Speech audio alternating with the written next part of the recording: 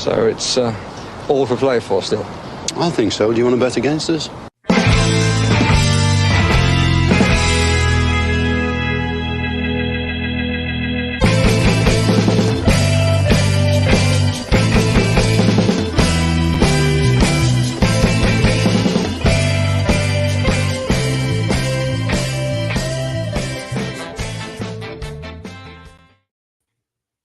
Smoke faces all around. Smoke faces all around. Aston Villa 2, Arsenal 0.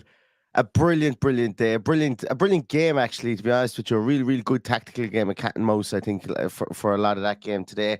And one that has driven me in a positive way to celebrate with a little tipple tonight. So I hope any of you who partake in the finer things are celebrating a little tipple, because Aston Villa did the double over Arsenal. Unai Emery is still undefeated as Aston Villa manager in London, which is an absolutely crazy statistic that we throw at the start. I think it's 10 games now, 7 wins, 3 draws, and brilliant stuff. I really am absolutely chuffed to bits after that. And for those of you asking me about my tooth, it was a back tooth. And it's absolutely fine. I'm not in any pain or anything like that. So thank you for your concern about me breaking a tooth celebrating Leon Bailey's goal. Neil, yes? I really hope you're not expecting much off me tonight. Yeah, Paddy's had a few, lads. I am steaming. And that's okay. That's okay. Because I'll be in bed in an hour. I'll be in bed in an hour, happy in the knowledge that we have got the 3 points that we weren't expecting today. And how fucking okay. Well, did we get 20? How many minutes in? 1 minute and 56 seconds. That's okay. So how happy we got to that win that we weren't expecting. So I'm sorry for coursing. I'm steaming, and it's okay. We're all okay. We're all good, but like it's really good, and it's a fantastic victory for Villa. It puts a lot of things back in our own hands now. Again, 4th is back in our own hands. 5th is, like I've been saying, I said, come Bournemouth, come up May. From the Bournemouth game, I thought that was really going to be where we would know if 5th place was in play for a Champions League. I think we will know that at the end of this week. Obviously, if Dortmund or Bayern get knocked out, I think England will get that extra coefficient place. So beating Bournemouth secures us 5th place, in my view, because just the circumstances or the sequence of events that needs to happen, it would be absolutely crazy. But today was 3 points that we didn't count upon. I did put a bet on before, and I was confident enough Villa might get a result, as in get a draw, and a real battling draw. But the way this game transpired was just absolutely brilliant. We relied on, well, not relied, but Diego Carlos and Emi Martinez were just outstanding in the first half. They were outstanding. They were brilliant in the first half. So was John McGinn. And then the second half, Unai Emery clicked, and the tactics came into play. We started to push Dino much higher up in the second half. Okay, we might have in the first half let Saka run at him a good bit. But we pushed him up higher. Zaniolo put in some shift out there on the left-hand side as well. We started to get a foothold in the game. McGinn started running the show in midfield for periods. But we didn't obviously do it all the time. But when we did, we were very clinical with it. Obviously, that shot from Ollie Watkins in the first half comes off the butt of the post. How in the name of God it doesn't go in, I don't know. And then an hour later, we're looking at Yuri Tielemans smack one off the crossbar, off the post, and bounces out again. And you're going, how the hell doesn't that go in? Thought your luck was out. And we'd be talking about how we nearly beat Arsenal with 2 wonders, with 2 very, very good strikes that came back off the post. And then out of nowhere, ball comes across, Dina whips it across the box, and Leon Bailey at the back post slides it home. And as I said, the eruption. I was watching it with my 2.5-year-old, and she couldn't understand why I was so happy. And my better half was trying to explain to her, Aston Villa scored a goal, and then she was like looking, and then she was like, I think she said something along the line was, is a goal good, or something along those lines? And I was just literally, I was ready to take off my pants and fire them out the window at that stage.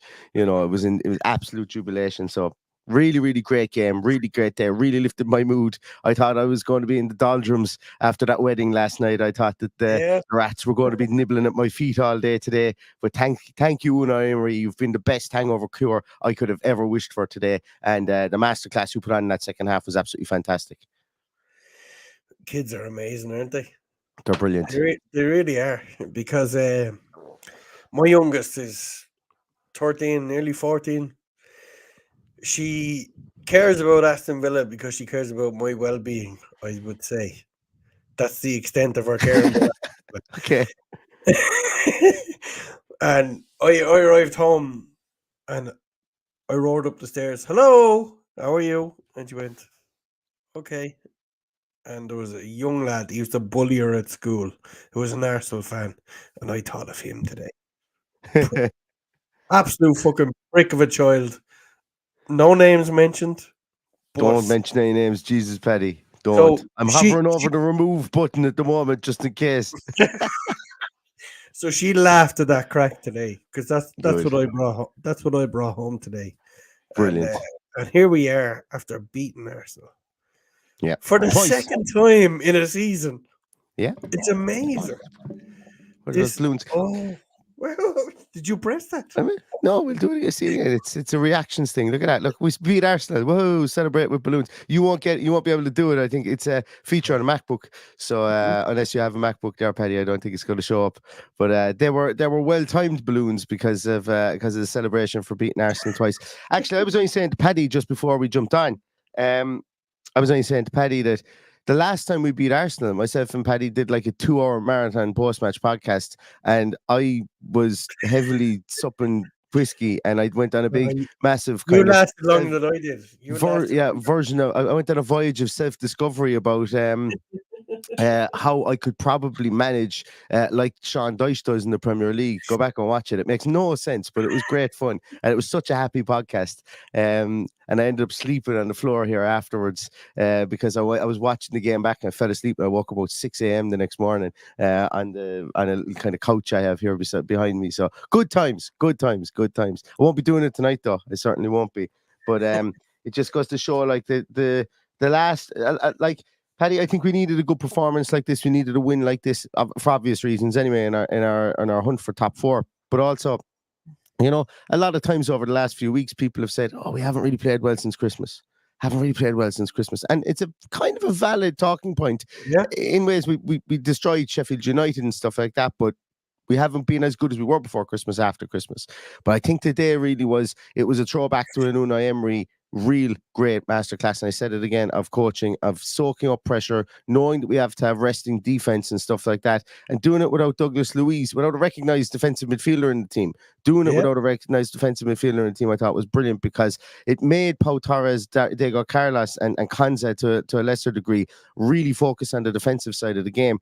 And I must give a massive pat in the back as well to Yuri Tielemans, because while he's not a recognized defensive midfielder, he did so much work out there today. He was absolutely brilliant out there as well today.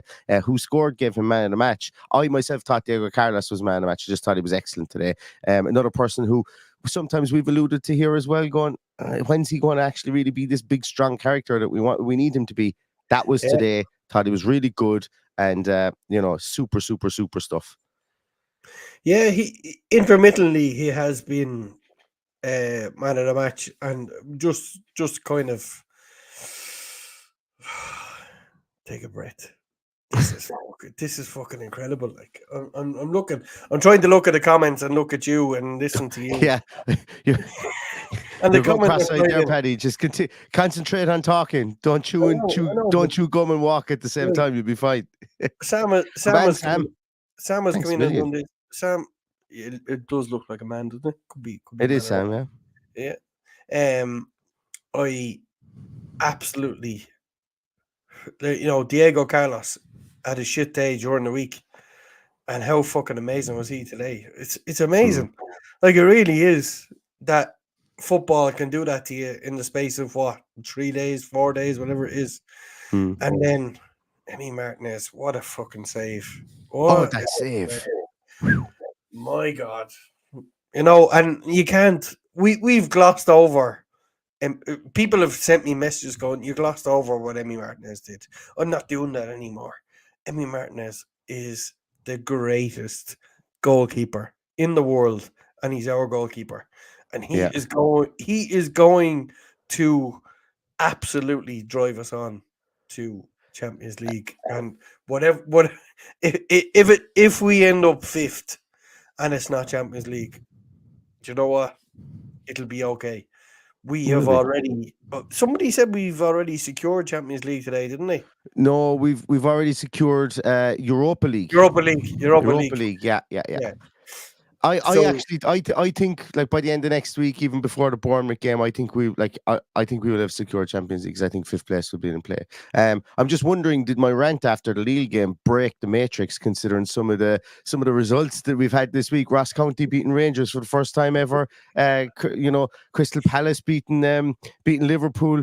And then Villa going out and doing a number on Arsenal as well, and throwing a spanner in the title race. So I'm wondering, was my out of character rant just so out of character that the Matrix is struggling to keep up with it? And we'll see what happens. I suppose we'll know after Lille if we go out and hold on to our lead in Lille. But then I can confidently say that I ripped a hole in the space-time continuum with my rant at some stage last week, and whatever happened then afterwards, I don't know. But I'm going to take 100% credit for Villa getting into the Champions League if that's the case. Take all the credit you want, Neil, because this is completely unexpected. I have not spoken to one Villa fan that expected this today. And do you know what?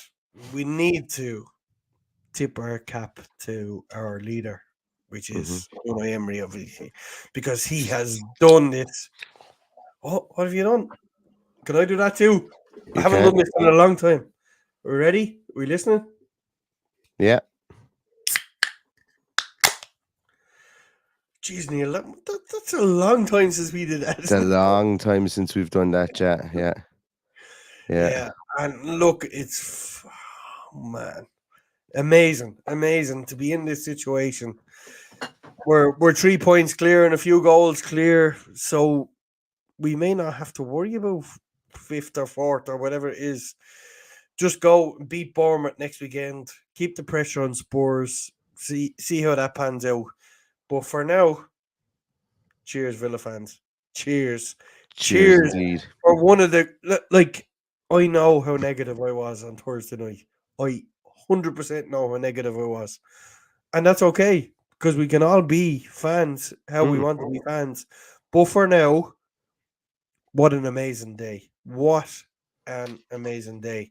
Can you imagine what an amazing this week this will be if we go and get over Lille on Thursday night, and me and you sit in the Aston Inn and toast everybody on Friday night, and then we'll have the best weekend ever.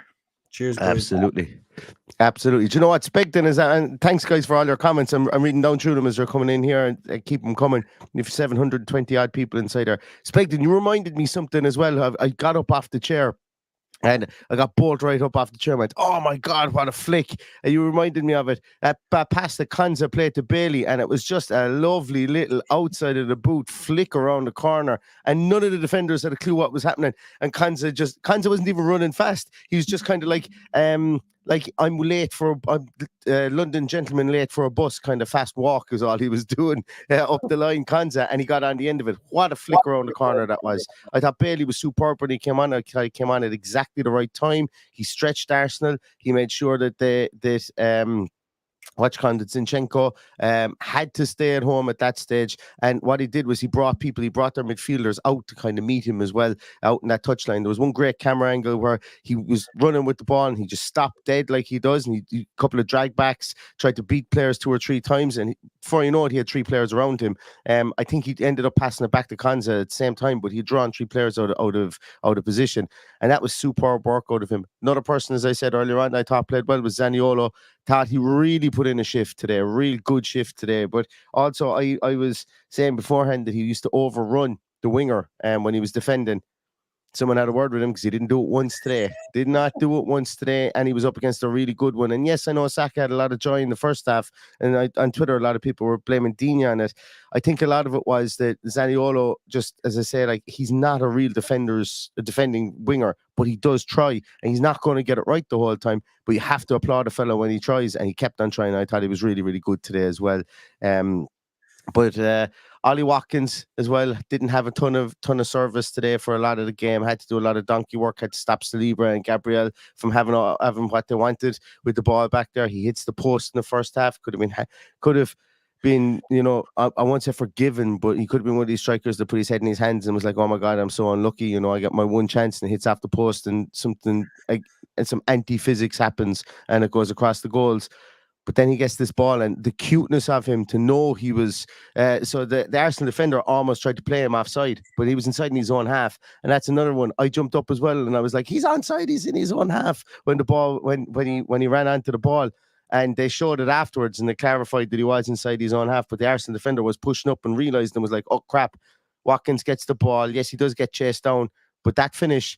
Ollie Watkins isn't finishing the ball like that 18 months ago. He isn't as cool and as calm as collected as he was there. He probably would have kicked it against the goalkeeper's legs, and that's okay to say this. I am the conductor of the Ollie Watkins fan bus, always have been. But that finish was something brilliant as well. Brings him up to 19 goals, brings him up to 58 goals, I think, in the league for Aston Villa, in total in Premier League goals for Aston Villa. And the man is a monster, and he's going to break that 20-goal record that hasn't been done since Peter Witt in 81, I think it is. And he's going to do it. And then next year, he's going to come back and he's going to break Gabby's record. And, he's ours. And all the nonsense talk about, and I've listened to one or two podcasts already that have excuse me, I almost said this word for word. All the nonsense talk about him not going with the English team is just nonsense. He has to go with the English team. He's the most complete striker outside of Harry Kane. And probably even I was going to say he's probably even more complete than Harry Kane, but that's nonsense. But he's the most complete striker outside of Harry Kane in the league. He's got the goals to prove it. He could win the Golden Boot, and he probably still won't even be named Player of the Year. But he should be in with a great shout for it. Oliver George Watkins. And you know what? He speaks really well in interviews. He's a man who's going to be made for the match of the day, coach, afterwards. He's going to be made for it. He's really eloquent, speaks really well, lovely cadence to his voice, doesn't have a weird potato accent like myself. He's very easily understood. Very great, very, very good ambassador for the club. And it's great that you have ambassadors like that for the club who are actually banging in goals as well at the clip that he's doing. So I spoke a lot longer about Ollie Watkins there than I wanted to, but I think he deserves it, because even when you've got Troy Deeney talking about not bad for a winger trying to be a striker, and what's Troy Deeney doing? I suppose is all I have to ask there. But tip of the hat to you, Oliver George. Tip of the hat. Tip of the hat and tip of the point. Yeah. Cheers, Oliver. There is a glass to him for sure. Mm-hmm. We might not be in a position to do that next weekend, but yeah, I absolutely agree. And you have always been an advocate for Ollie Watkins. I have always been on the fence, as I will always be with every player. Same with Diaby, the same with Bailey. I will always sit on the fence until I see what they've done. But Ollie Watkins has been absolutely incredible for our club. And I take pleasure in that. I don't take absolutely. I'm not the kind of person that will go, "Oh, I was fucking wrong," and be pissed off. No, this is the Villa fan. I'm a Villa fan of all else. And when somebody says to me, "What do you think of Ollie Watkins 2 years ago?" I'm going, "Well, he could do this, he could do that." But Ollie Watkins is the complete striker. And I believe he will overtake Gabriel Bonlahor. I believe he will be a better striker than Dwight York. I don't want to see him on the couch for match of the day. I want to see him sitting beside Mark Regan talking about Villa for many years to come, because he deserves it and he's our man. And I would like to take this opportunity to thank Dean Smith for bringing him here, because he has done an incredible job. An incredible job. Yeah. He's fantastic. You know, he's the talisman within our club at the moment. And people have said it as well. I think it was mentioned by Paul Merson. Thank you so much, Colin. Thank you so much for that. Really, really appreciate that. Thanks a million. And also, a couple of people there have gifted memberships. Dave gifted a membership, and there was another one. I do apologize. I'm going to go back and see. Oh, Dave gifted 2 memberships. I think he did it twice. He gifted 2 of those. Yeah, he did it twice. So thank you so much for that, Dave. Really, really appreciate it. Oh, and I didn't even mean to click on that one, but Philly D says he doesn't believe my trousers didn't go out the window. They didn't this time. But stand up, Neil. Stand up. Ollie Watkins was, as I say, he's our talisman. People were talking about the fact that, you know, if you've got a goalkeeper who can stop him at one end and you've got a striker who can put him in at the other end, sometimes what happens in the middle can be a bit immaterial for 60, 70 minutes, you know. But then when you have your 20-minute purple patch, you know that if you've got someone up top that's going to put him in the back of the net, and Ollie Watkins is doing that at the moment. And you know, it would be such a heartbreak for him on a personal level, if he was to go the next 5 games out scoring in the Premier League. But I think with the brass ring that Villa have, or that Villa can grasp at the moment, you know, with Champions League football, there are goals in this team. There always has been. All year there's been goals in this team. Since Unai Emery's come in, there's been goals in this team. I just can't see him I can't see him going on one of his barren streaks for 5 games or anything like that. So, oh, look who it is. It's Mr. Bracey. Hello, Ty. Ty is coming next Friday as well, guys. Just to let you know. Ty is going to come talk to us all. He's going to come up and talk to us as well. Yeah, Mr. Bracey's neither of us has ever met Ty, I don't think. Have we? You met Ty? No, I met Ty, but there was about 6,500 people between us. I rang him and I said, "Where are you?" And I was sitting, he rang me and I was sitting in my seat in Villa Park. And next thing he goes, "Stand up," and I was like, "Oh, we're not doing the whole stand up and wave thing, are we?" And next thing, could see this hand just waving below. He goes, "That's you below." He was just directly below me. So that's the closest I've come to meeting Ty in 3D. Yeah, so looking forward to meeting him on Friday for sure. Yeah, absolutely. I've never met him either. So, Ty, I look forward to having the chat with you on Friday in the Aston Inn. Can you believe that we're talking about Friday as being like a few days away? Yeah, it is. I love a short week. I love a short week of work where I've only got 4 days to put down. Yeah. There's I for the month of April I had a lot of carryover days from last year. For the month of April I haven't worked a full week yet, and it's been absolutely brilliant. So it's I've next week is another short week again, and long way I can and the week after is as well, because I'm off on the Monday too. God, I forget what work looks like at this rate. Do you work which is at not all? a bad thing. I don't work at all. Sure. Oh, when you do what you love, Paddy, is it really work? You know, all that kind of crack. Yeah, so they say. Paddy, talk to me about the ref, Mr. Coote, because I think there was one decision where, like, obviously Morgan Rogers' yellow card, the only yellow card we got, I thought it wasn't the yellow card anyway. Number one, I thought it was silly, but I don't think he was that descript for the rest of the game. I didn't come away going, oh my God, like we got away with it with a couple of decisions. I think he was absolutely fine. I think, and that's why I think I may have broken the matrix with my rant at the weekend, because I'm not like David Coote was fine. No, well, apart from, and I have this theory about young English proteges that arrive on the scene, that they like to put them back in the box. But I thought that was a harsh yellow card for Morgan Rogers. Oh yeah, it wasn't. I thought it left him. I thought it left him sitting on the naughty step for the 90 minutes, and well, probably about 75 minutes. Not being able to put in a tackle, that kind of stuff just annoys the shit out of me. But anyway, but I don't think it affected his game. I don't think it affected Rogers' game, because he was still really powerful in the carry, and when he got around the box, he had some really nice touches. And once again, all he does is smile when he's on the football field. And I'm a sucker for that stuff, you know. I'm a sucker for these intangibles. And, you know, we've often said it before, Paddy, that Dean Smith actually said this phrase, if I'm not mistaken, like that he operated the No Dickheads Club when he was trying to sign people. Like, you're going to sign people who are sound. You want to sign people who love the game. You want to sign people who are people, get on with people. And Ollie Watkins, point in case, you know, absolute point in case there. And Ollie Watkins, he's like a guy that's pragmatic enough and intelligent enough to understand the way the game of football goes, and then, but at the same time, you know, he's also pragmatic enough to demand more people, but in a friendly way, if that makes sense. And now we look at Morgan Rogers.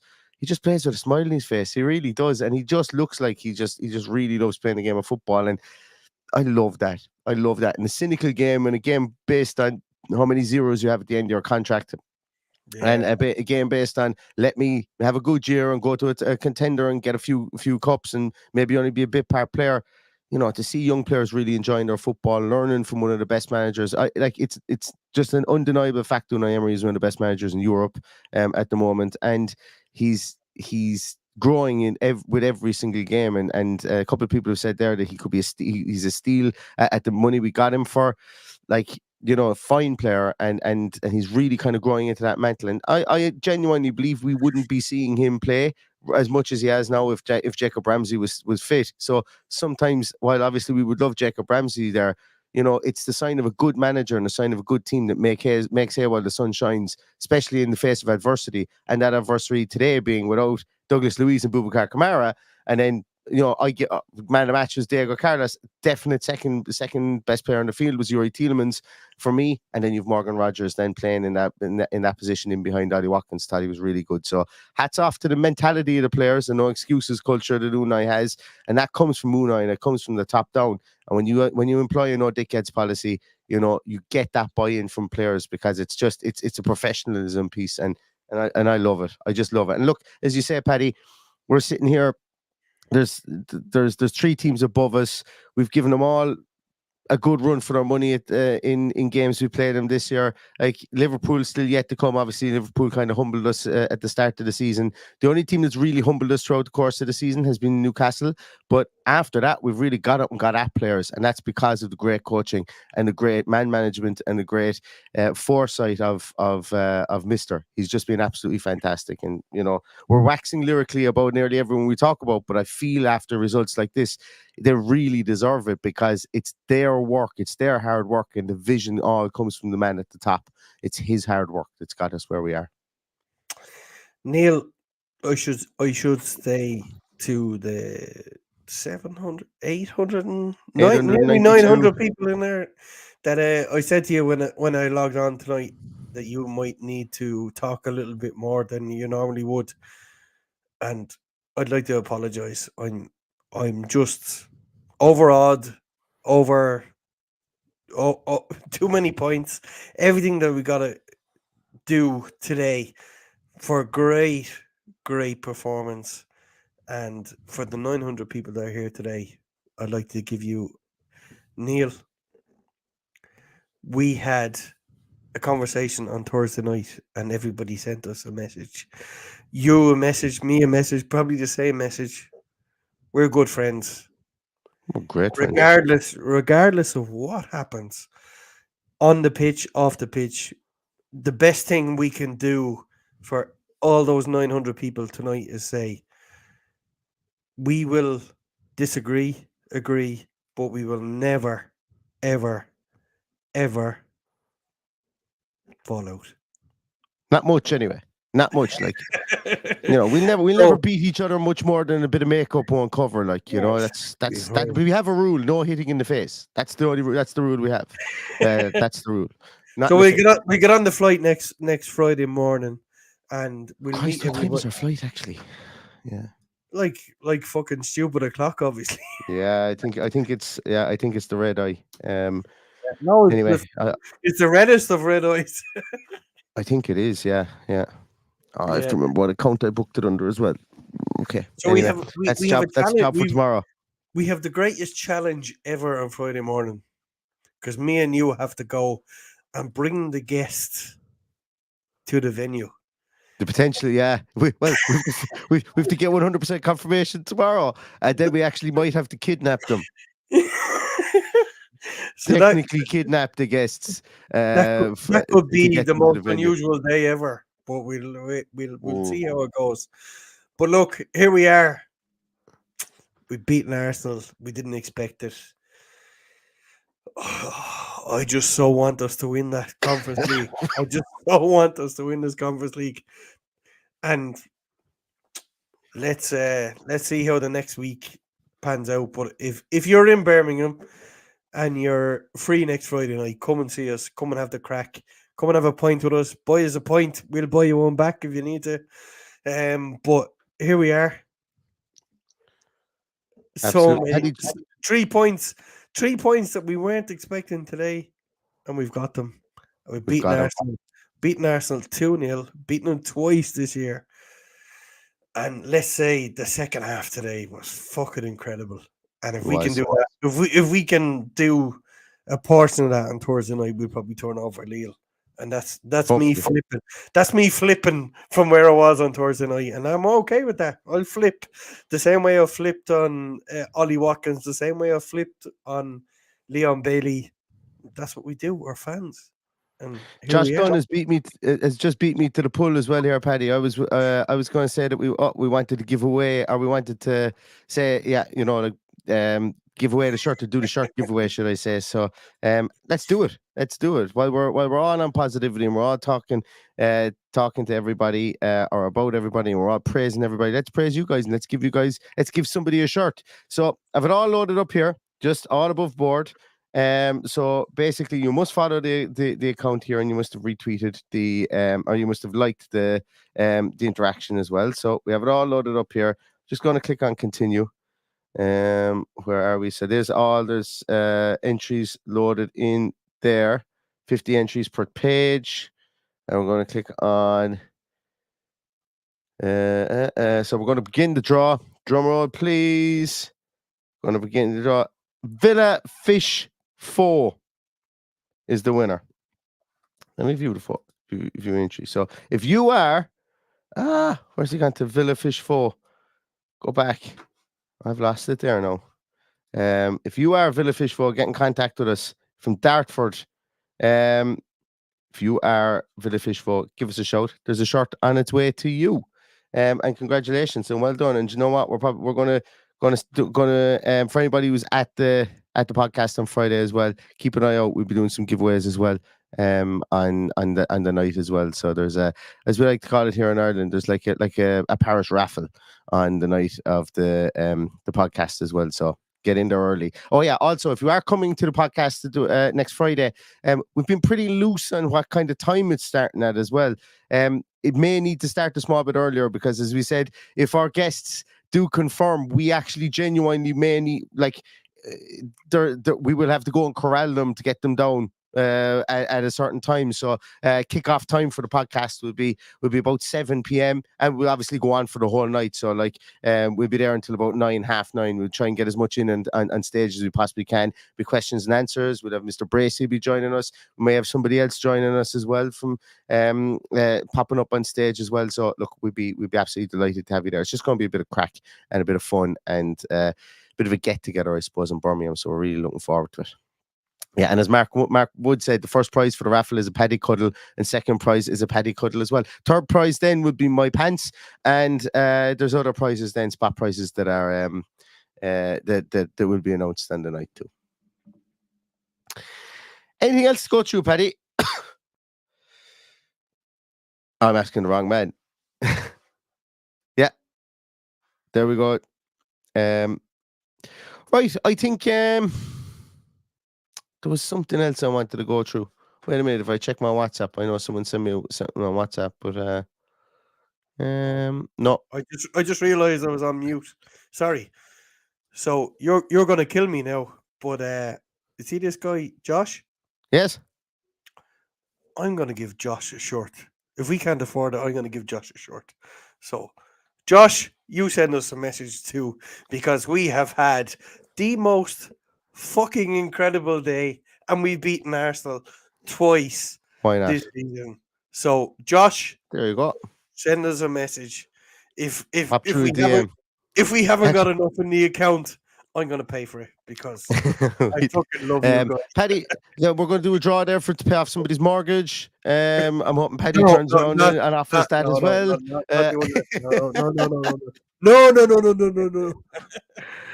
No, it's good crack. No, listen, yeah, get in contact with us, Villafish4, and get in contact with us, Josh, as well, because Paddy's you've got Paddy on a good day, which is always good too. Which is always good to do.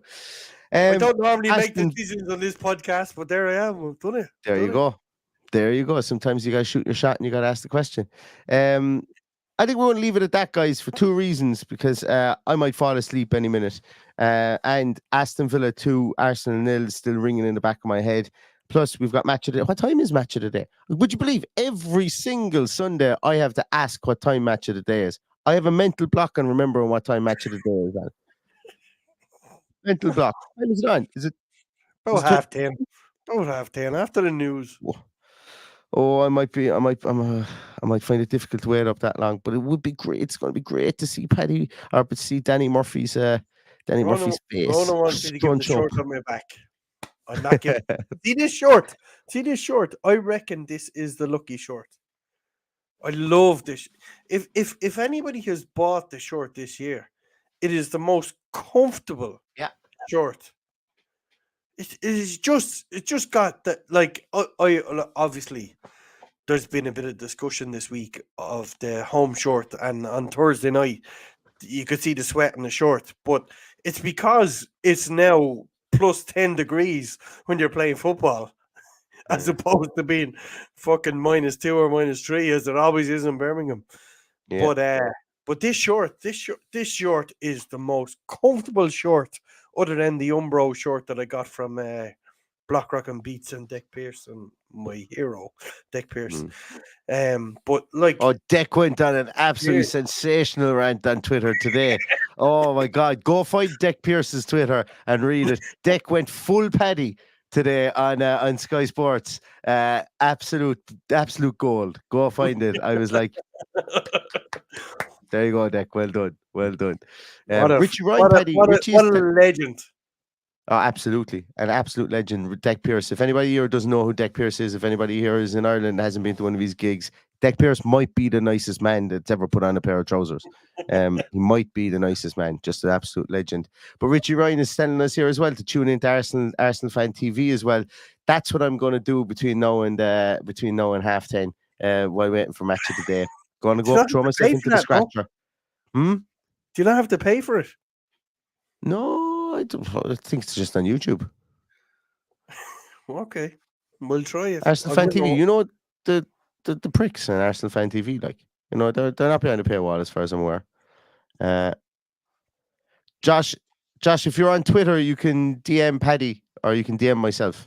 That's how you get in contact with us. Just send us a DM on Twitter. DMs are open.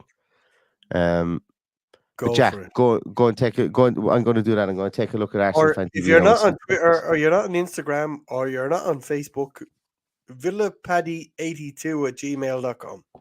Go for it. And if anybody ever wants to reach out, chat, do whatever you like. That's the email address, villapaddy82@gmail.com. Yeah, absolutely. I'll reply eventually. Yeah. He's I'm the same. I'm brutal for replying and stuff, but it's not because I'm Billy Big Balls. It's because I literally just forget, and I'm not very good at replying and stuff like that. So I do apologize. Actually, I must go and look at Wix. I must go look at the website, because the website, people regularly send stuff through on the website, and I'm very bad to check that stuff. I'd imagine that there's probably tons of stuff there, so better check that. If anybody's tried to get in contact with us through the contact us link on the website, I'm sorry. That's all I have to say. I'm sorry. I haven't checked it in about 6 weeks, so I'm very sorry. Neil, I reckon you're just fucking way too busy with your two kids. If somebody wants a counselling service, as Richie Ryan has asked here today, just villapaddy82@gmail.com. It's grand. There we go. I can't turn her off. I can't turn her off. It's done now. Excellent. I don't care about spam. I don't care about spam. If anybody wants to talk, life is fucking tough. Today is one of the great days as a Villa fan. If you want to talk, email, absolutely, message, DM any of us. We'll do anything we can to talk back to you. We'll meet up with you. We'll do whatever you got to do. Life is tough, and most of us don't even realize what everybody else is going through. So, as somebody who has struggled previously, hit us a message. Do anything you want to do. send us a message. We will get back to you. I Yeah. can't. Oh, well, I'm speaking for you, Neil, now. So you've got a man Yeah, up. no, as I say, if I see the messages, I'll get back like 90% of the time. So, For people who so need to here we contact me are. regularly, I just give them my phone number usually because it goes, I'll definitely respond there. Sometimes I forget if I see it on Twitter or whatever the case is. No, I'm not giving my phone number out over bloody YouTube. So, yeah, I'm not doing that. We're all good. But, We're all good. So we're here all we good. are on the 14th of April, still in the Champions League fight. People are still fighting a shit battle. So if you need us, we're here. Say hello. Absolutely. Say hello. Send us a message. Do whatever you got to do. But most of all, enjoy. What Enjoy a it. fucking great day this. 100%. And just before we leave you, I'm going to leave you on this as well, everyone. We know, as far to the best of my knowledge, we know of the most wins we've ever had in a 38-game Premier League season. We need 2 points to get our highest points total in a 38-game Premier League season. And we just need 5 more goals to break our goals scored record in a 38-game Premier League season. And in the words of the great Liam Gallagher, don't fuck with the Villa, because Villa have had an absolutely fantastic season. And did you not see that? Liam Gallagher tweeted that today. Don't fuck with the Villa. Really? Yeah. That's what he said. He tweeted that today. My hero, my absolute fucking hero, who I'm going to see twice this summer. I'm going to go back and look for that tweet and give him plaster on a t-shirt and sit in the front row. That's what you're Don't going to fuck do. with But the Villa. Hashtag don't fuck with the up Villa. to Villa. Brilliant. Yeah. So so we're going to leave it at that, guys. Everyone, get yourselves ready for match of the day. If you are watching, I am going to have a listen to Arsenal Fan TV. I will never forgive that fan channel for what they did in the ground, or what they did outside the ground. What that little guy, the guy who looks like a bat, does without wings, did outside the ground. And I think the club learned an awful lot of lessons from that, letting him in to film inside the ground, and then for them to disrespect the club like that, and disrespect the fans like the way that they did afterwards. So I will bask in whatever kind of nonsense that they're talking about later on this evening. And we don't get into the whole podcast rivalry kind of stuff here, but you know, they're a different kettle of fish. They broke the mold for podcasts in a bad way an awful lot of times. And sometimes, you know, karma's a bitch. That's what I would say from that point of view. Karma is the greatest bitch you will ever encounter. And on that, everybody, we're going to leave. We'll see you later on in the week for Lille versus Aston Villa preview. And in the meantime, everyone, stay safe, stay healthy, and up Unai Emery's absolutely brilliant Aston Villa. Up the Villa.